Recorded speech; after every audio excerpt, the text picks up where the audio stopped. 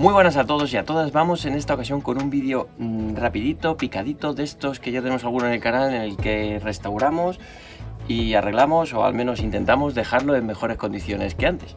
En esta ocasión tenemos unas ruedas, unas llantas concretamente, las que están totalmente arañadas, el aluminio está un poquito oxidado y levantado, y encima el set de 4x4 pues más sufridas por las situaciones en las que se usa.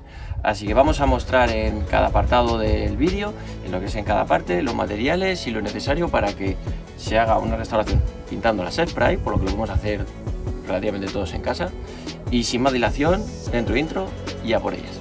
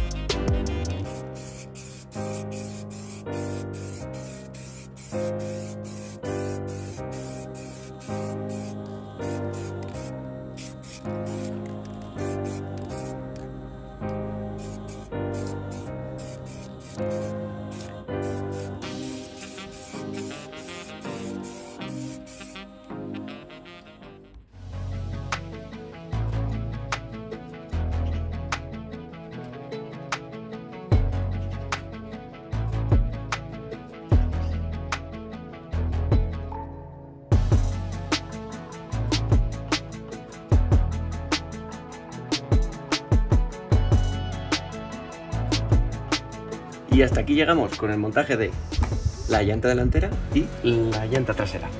Pura magia. Bueno, como el primer paso vimos, lo más importante es en la parte de lijado de quitar los mayores números de imperfecciones posibles en esa primera fase, porque después será más complicado al afinar poco a poco. Y nada, hasta aquí os dejo en la descripción cada paso para los que los tengáis por escrito. Y qué más os voy a decir, un poquito de suscripción, esa manita arriba, todas esas cosas para que el mundo siga siendo un lugar mejor. Hasta la próxima.